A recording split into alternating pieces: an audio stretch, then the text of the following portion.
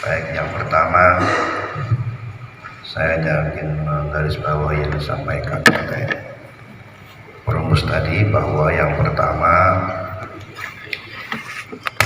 kita sepakat amar ma'ruf nahi munkar itu adalah bagian daripada kewajiban bersama. Dalam konteks pertanyaan ini, jika memang kehadirannya pada acara seminar atau ceramah itu dengan maksud ingin menyampaikan kebenaran, mengajak kepada kebaikan, mencegah kepada kemungkaran, maka tentu motivasi daripada orang diundang itu adalah amar ma'ruf nahi munkar. Terlebih yang kedua, mukhatabnya atau sasarannya itu adalah orang yang sudah dipastikan memiliki akidah yang menyimpang dari ahlus sunnah wal jamaah. Terlepas itu dikatakan radikal atau bukan radikal, karena ukurannya bukan radikalnya, tapi ukurannya adalah akidahnya. Maka motif dan tempat itu menjadi nyambung. Dia punya motif untuk menyampaikan kebaikan dan juga mengajak, mencegah pada kemungkaran, disampaikan di hadapan orang-orang yang sudah dipastikan bukan ahlus sunnah wal jamaah. Ini tergolong di dalam amar ma'ruf nahi munkar, sepakat.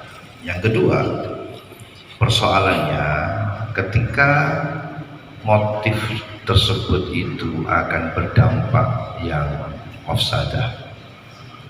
Apa mafsadahnya? Setidaknya mafsadahnya yang disampaikan di dalam deskripsi ada dua. Mafsadah pertama, merugikan kepada diri sendiri. Dalam hal ini adalah mengakibatkan orang suudzon. Dia dianggap karena hadir di situ. Ini dapat dipahami kenapa? Karena dalam medsos itu sesuatu yang ditangkap tidak akan bisa seutuhnya. Bisa jadi hanya foto di sebuah podium, difoto, kemudian latar belakangnya adalah ormas yang bukan ahlus sunnah jamaah, lalu menyebar sehingga orang menganggap fulan ini bagian daripada ormas yang menyimpang tadi. Itu dapat dipahami. Jika demikian, maka dampaknya itu kembali kepada dirinya sendiri.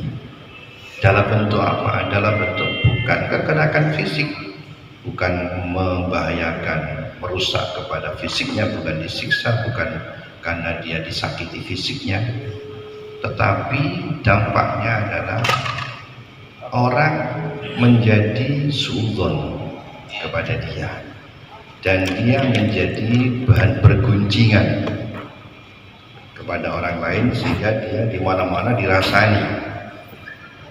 Ini dampaknya kepada dia dan kepada orang yang yang melangkap foto tadi. Yang kedua yang disebutkan dalam diskusi tadi itu dampak kedua secara umum, yaitu dampak seolah-olah karena dia sebagai tokoh masyarakat masalah dan dia di situ mengesankan seolah-olah aliran kelompok itu adalah aliran yang benar. Ini sehingga membuat orang-orang juhal itu menjadi yang begitu meyakini kebenarannya. Yang pertama, bahwa jelas amar ma'ruf nahi munkar di dalam dalam konsep amar nahi mungkar yang disampaikan dalam Ihya Ulumuddin, yang pada intinya tadi mempertimbangkan mafsadah dan maslahat itu sebagai acuan pokoknya. Karena kalau itu maslahatnya besar, maka tentu menjadi baik. Kalau itu maslahat lebih besar, maka amar ma'ruf ditinggalkan. Itu prinsip pokoknya. Adapun perinciannya, diantaranya ketika amar nahi mungkar itu kemudian berakibat mafsadah yang kembali kepada dirinya secara fisik. Secara fisik misalnya dia tersakiti, kita tahu dalam fikih disebutkan jelas bahwa menggugurkan kewajiban, tetapi tidak berarti perbuatan itu tercela, tetapi hanya menggugurkan pada tingkat kewajibannya. Tetapi itu berkaitan fisik.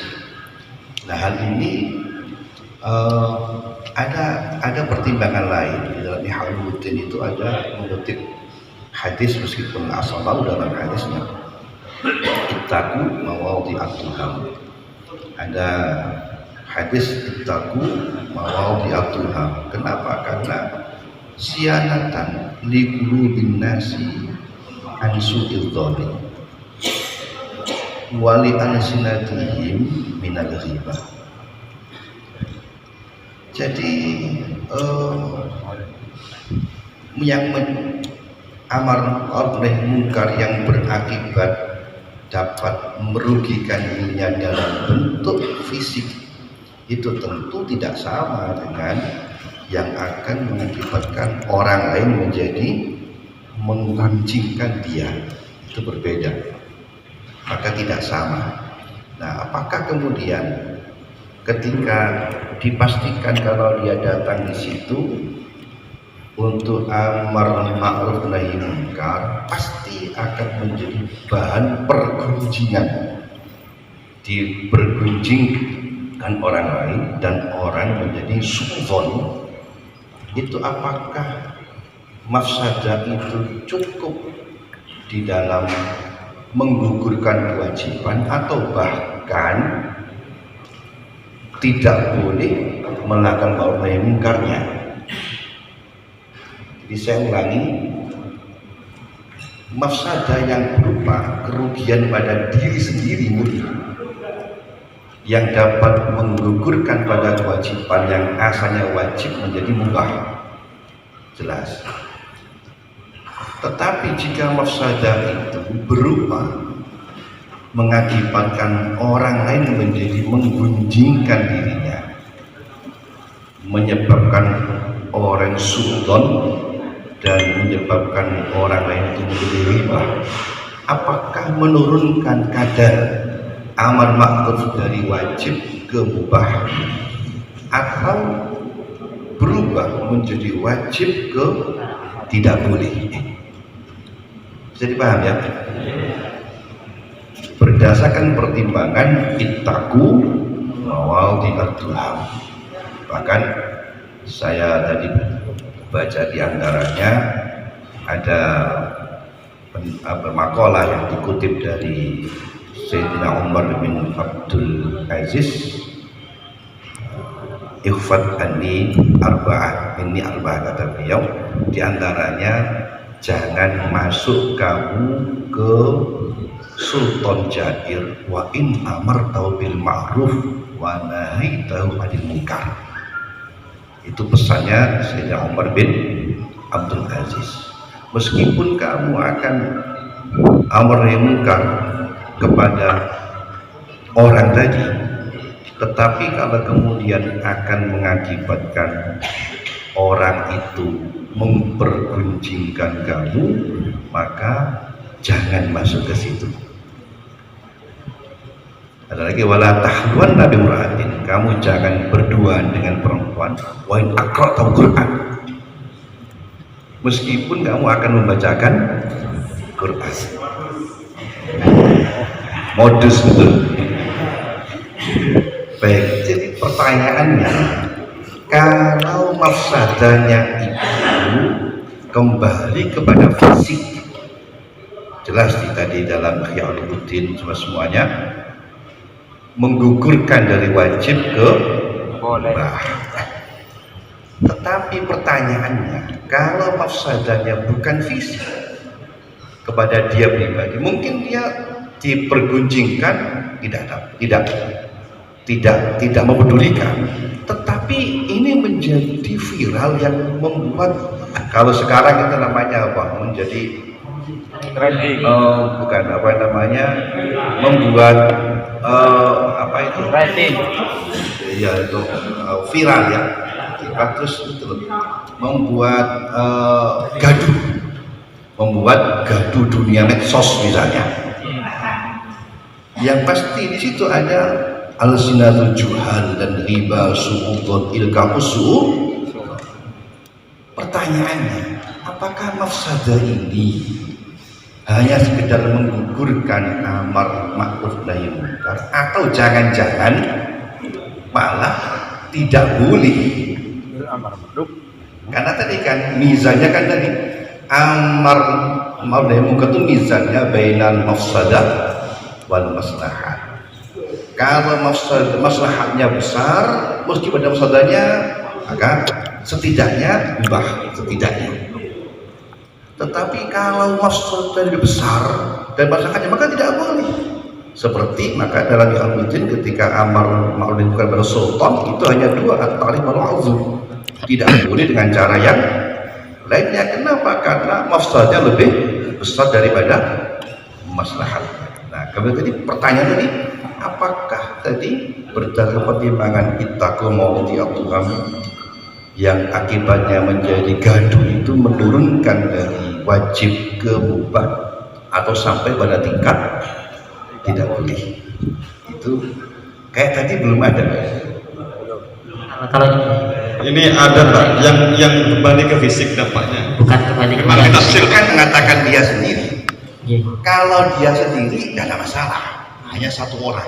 Kalau ini saya bacakan di Bismillahirrahmanirrahim. Min syurutil inkar ya'lama al-yawdiba ala dhannihi annahu la yufdi ila mafsadah. Qala Ibnul Jauzi wa amma sabu wa satmu falaysa bi'udrin fi sukut li'anna al-amra bil ma'ruf yulqa bidzalika fil ghalib wa dhahiru kalami ghairihi annahu udrun li'annahu anna. Jadi diambil kesimpulan dari segi ilatnya karena ada unsur tidak, ada yang mengatakan ini bisa mengukurkan kepada amar ma'ruf nahi munkar. Ini juga Yang ingin saya sampaikan bukan ilmunya. Kalau soal digunjing bisa saja dia tidak pedulikan. Tapi ini menjadi ilqa al-sinatul juhal kepada al-ghibah dan kepada su'udzon. Bismillahirrahmanirrahim. Baca ibarat. Saya selesaikan dulu. Baik, saya selesaikan dulu. Kenapa begitu? Tadi kembali karena pertimbangannya ada hadis yang disampaikan oleh Imam Ghazali adalah ittaqu mawadhi'at duha. Terlebih ada makalah daripada Ba'dul ulama yang tadi, janganlah kamu masuk ke sebuah tempat kepada sultan al-jahil meskipun untuk amar ma'ruf nahi munkar ketika akan menyebabkan gaduh di masyarakat. Itu pertimbangannya. Paham ya? Ini ibaratnya ada saya tekan. Baik. Yang kedua tadi dampak kedua bukan dampak bukan mengakibatkan gaduh di masyarakat, juga bukan menyakiti dirinya, baik itu fisik maupun perasaannya, tidak. Kalau itu jelas lebih kecil maksudnya. Tetapi dampaknya akan menyebabkan i'tiqadnya orang jahil yang membenarkan pendapat itu. Sementara jadi pertimbangan di tempat-tempat lain, di masalah-masalah lain, terkadang ada sesuatu yang amrun khair, yang bagus, tetapi tidak boleh dilaksanakan apabila akibatnya dapat menyebabkan i'tikad yang keliru. Misal kita ambil dalam masalah, dalam buku itu ada masalah membaca sholawat sebelum azan. Ada lagi di dalam masalah sholat jamaah duha yang tidak masuk, tapi kan tidak apa-apa untuk lita'limin nas. Tetapi kalau memang itu menyebabkan i'tikad nas ke atas bisunniyati, apa hukumnya? Berubah. Yang asalnya baik menjadi haram. Paham ya? Nah, persoalannya, apakah mafsadah tadi itu menyebabkan turun dari wajib ke mubah atau sampai pada tingkat Tidak boleh. haram? Kalau mizannya jelas dobitnya. Kalau amar itu kalau mafsadah lebih besar daripada maslahatnya, maka bisa menjadi haram. Tetapi kalau lebih tinggi maslahatnya dan tidak mengandung mafsadah sama sekali, maka wajib. Tetapi kalau ada mafsadah tapi tidak mengalahkan, maka turun menjadi mubah. Itu mizannya. Yang repot kan tatbiknya ini, karena kita bukan Imam Ghazali, kita kan Pak Ghazali tingkatannya. Nah, yang kedua tadi, apakah yang seperti itu dapat menurunkan dari wajib sampai tingkat haram atau hanya pada mubah? Pertimbangannya dalam masalah sholat duha jamaah yang asalnya itu khair menjadi mazmum, haram. Yang asalnya baik bukan boleh tapi menjadi haram. Kira-kira begitulah kira-kira kakaknya itu. Baca ibarat baca ibarat. Bismillahirrahmanirrahim. Ibarat Bapak. Ibarat. Wa minha ayat taqiya mawadhi'at tuhami siyanatan liqulubin nas an su'idh dhanni wa li al-sinatin al-ghibah ila akhirih. Kemudian berikutnya fassawab ayyuqassama ila ma yu'abbaru anhu bi sukutil muru'ah. Yang kedua an sukuti mazayal muru'ah. Jadi memang ketika kembali kepada fisik secara mental ini masih ditafsir. Kalau sekiranya memang menggugurkan muru'ah, ini yang sukutul wujub. Kalau hanya mazayal muru'ah seperti riba, maka tidak sukutul wujub. Kemudian ada ibarat dari ketika Sayyidina Umar diundang untuk hadir dalam gereja untuk makan bersama, maka kemudian Sayyidina Umar itu tidak berkenan hadir dan mewakilkan kepada Sayyidina Ali. Nah, ulama menyimpulkan dari kasus ini bahwa, saya baca ibaratnya, idza kana laka sya'nun fayaftatinu bidzalika wa yadhunnu man la ilma ladayhi anna hadza iqrarun minka li sya'a'ir dinihi. Jadi memang kapasitas daripada hal itu dipertimbangkan. Kalau memang orang itu menjadi panutan, sepak terjangnya menjadi hujah bagi masyarakat, ini yang diperlukan. Kalau sekedar alim misalkan tidak menjadi panutan bagi masyarakat, saya kira ini tidak pengaruh. Jadi yang ditekankan bahwa ketika dampak negatif mafsadah itu kembali kepada fisik secara mental, ini masih ditafsir. Kalau sukutul muru'ah, nah ini yang sukutul wujud. Kalau hanya mazayal muru'ah seperti riba, digunjing, ternyata ini tidak sukutul wujud. Sekali lagi persoalannya itu turunnya itu sampai pada kadar isqatul wujub atau sampai pada kadar haram. Kalau ibarat lana wa yastamilu ayyuqala bihi lafihi ahdan min qawlihim yusallu liman ahdasa fi sholatihi ayaj'ala yadahu ala anfihi khasyatan min wudu'in asfihi faja'alu khasyatal waqi'ah al-muharram al-muqtadiyatan linatbi ma yakunu sababan litarkiha la liwujubihi wa qiyasul ayat al-wujub walam yaqulu bihi fayakunu an-nahyu fiha litanzih ahdan min kalamihim al-madhkur. Kemudian dengan kata kitab Ihal Muridnya, fadaka ingkana yuharriku fitnatan yata'adda syarruha ila wirihi lam yajuz wa ingkana la yakhafu ila ala nafsihi fahuwa jaizun bal mandubun ini. Jadi dalam kajian hadis Dafu Al-Juhal ini hanya itidaknya sunnah, sehingga menghindari melakukan hal yang menyebabkan orang berjuhal itu hanya makruh saja, hanya sunnah saja, sehingga kebalikannya makruh. Tinggal satu ya, tinggal satu. Nanti saya kasih waktu Pak, Iya. Mas Sofi, apa yang mau ditambahkan? Ya, terima kasih. Ada sedikit kalimat yang memang sepertinya tidak setara dengan ibarat. Tadi dari hukumnya amar ma'ruf akan berubah, adanya turun tadi, akan berubah ke hukum. Saya kira tidak berubah di dalam kasus ini. Hukumnya amar ma'rufnya masih tetap sebagaimana konsepnya amar ma'ruf, bisa fardu kifayah, bisa tetap. Hukum haramnya ini bukan berangkat dari amar ma'ruf, tapi dari melaksanakan ada tuhmahnya tadi. Salah satunya haram tutur ke situnya. Nah, salah satunya kalau begini, Bapak Moderator, kenapa saya mengatakan seperti itu? Katakan tidak khauf ala nafsihi wa malihi wa irdihi, maka hukum amar ma'rufnya adalah wajib kifayah. Akan tetapi dari wajib kifayah ini ketika hadir maka nanti akan muncul tuhmah. Nah, maka tetap hukum fardu kifayah, akan tetapi haramnya gara-gara ada tuhmah, penyaman, tasabur itu. Iya, Pak. Nah, ini. Oleh karena itu, ya.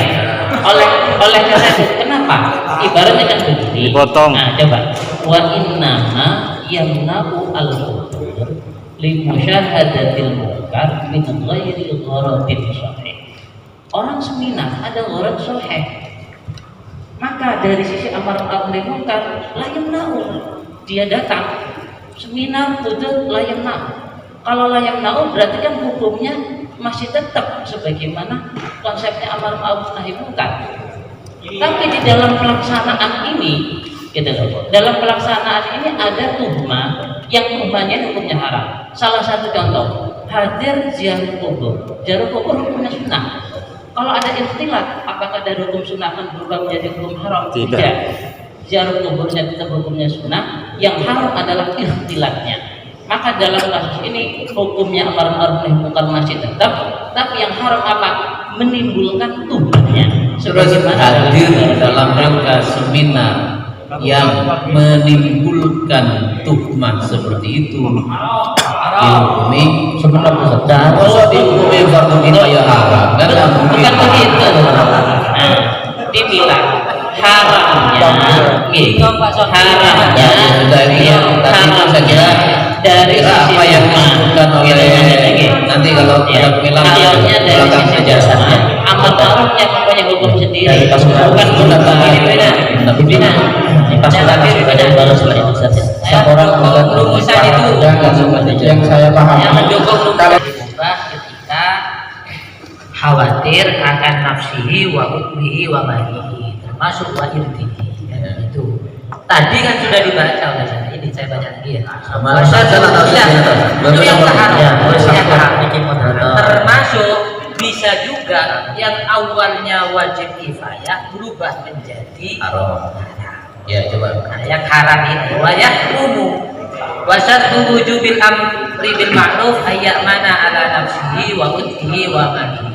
Wa in qalla ama syamil kalam bal wa irdihi kama dhahirun wa ala ghairihi bi ayya khafa alaihi mafsadatan aktsara min mafsadatil munkar al-waqi. Ibarat wa yahkumu ma'al khauf ala wa yusannu ma'al khauf ala nafs. Ini namanya berbeda. Sudah ya, berbeda karena ini berakibat terjadi gunjingan dari pihak orang banyak, maka bisa jadi amar ma'ruf yang awalnya adalah fardu kifayah menjadi haram.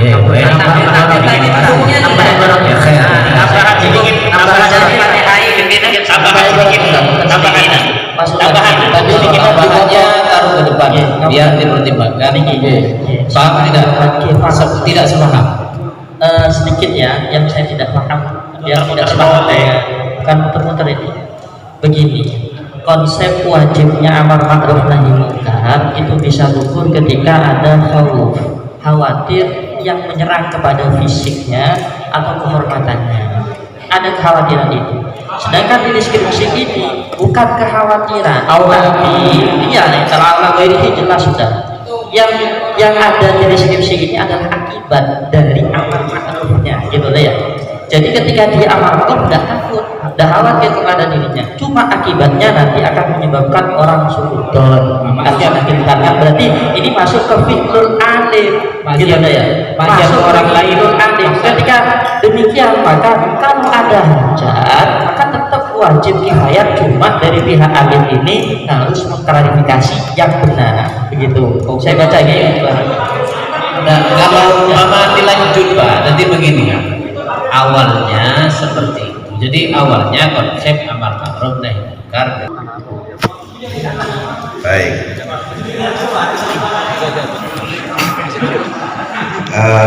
Jadi saya kira pertama tadi kan sudah disampaikan pada rumusan pertama tadi. Kalau kita asumsikan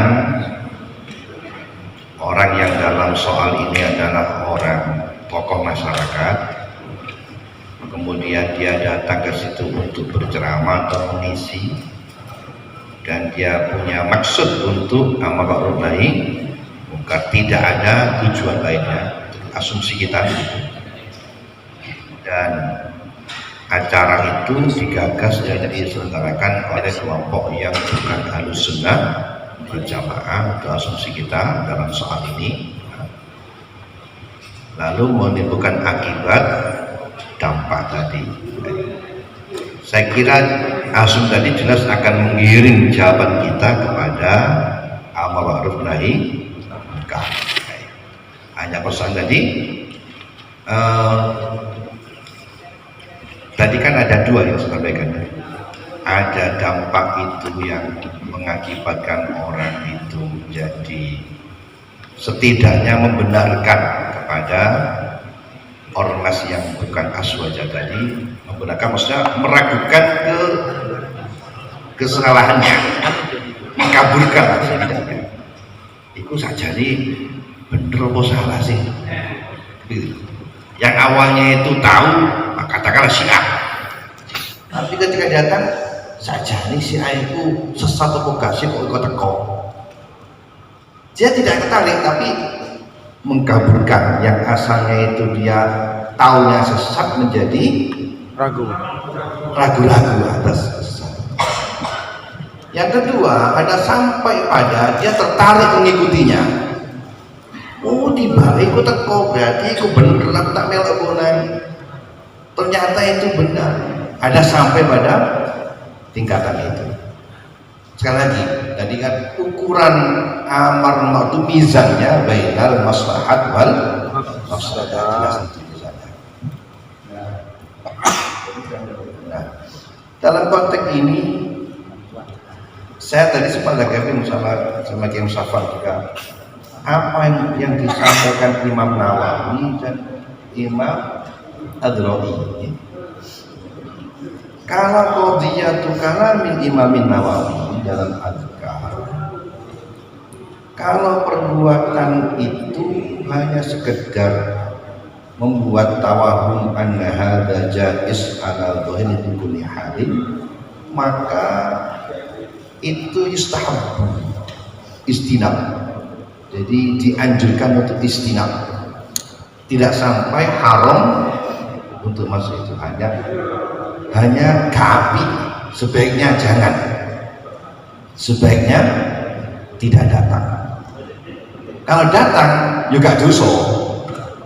Kenapa? Karena dia punya kesempatan untuk menjelaskan.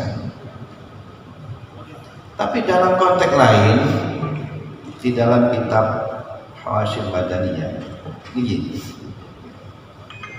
Imam Adra'i cenderung ketika sampai Ihwa'ul Ambid hati ini, saya asumsikan itu sampai orang tertarik mengikuti. Jadi bukan mengkaburkan saja. Tentu berbeda kan kadarnya kan. Jadi kalau kita contohkan sing asale gak patek, asale Syiah itu setahu saya sesat. Kok teko tiba Syiah itu embu, ya apa saiki bener apa? Gak pati yakin. Nah itu barangkali cenderung pada seperti yang sampaikan Maui tadi. Setidaknya dia tidak baik ya, untuk datang ke situ. Tapi kalau sampai pada orang itu tertarik mengikutinya, ya maka menjadi haram karena mafsadah lebih besar daripada maslahatnya. Tetapi sekali lagi kita tabari saja menurut Imam Adro'i, dan yang pertama ini menurut Imam Nawawi. Itu maksimal yang saya tangkap dari dua yang agak mirip tapi berbeda dari saya. Kira-kira begitulah. Adapun yang hanya menyebabkan orang itu terjerumus kepada pergunjingan tadi hanya menggugurkan kewajiban, tidak sampai kepada haram, hanya menggugurkan pada kewajiban. Saya kira kalau menggugurkan kewajiban tidak ada masalah, tapi kita agak susah menentukan sampai haram atau tidaknya, itu yang agak susah. Kalau isqatul wujub agak mudah, yang paling enak setidaknya tidak dianjurkan dan tidak baik, tidak dianjurkan dan tidak wajib untuk datang meskipun untuk amar nahi munkar. Bahkan bisa haram jika diyakini akan membuat orang tertarik mengikuti ajaran yang bid'ah tadi menurut Imam Adro'i. Begitulah kira-kira gambaran. Ini ada sedikit pertanyaan. Ibarat yang itu kalau sampai pada kadar membuat orang tertarik mengikutinya, kalau seperti itu baru hukumnya adalah haram, kan sama. Ya, gitulah kira-kira. Sampai.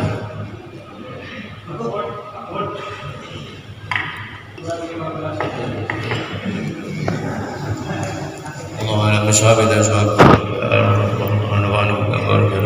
بأشرار الفاتحة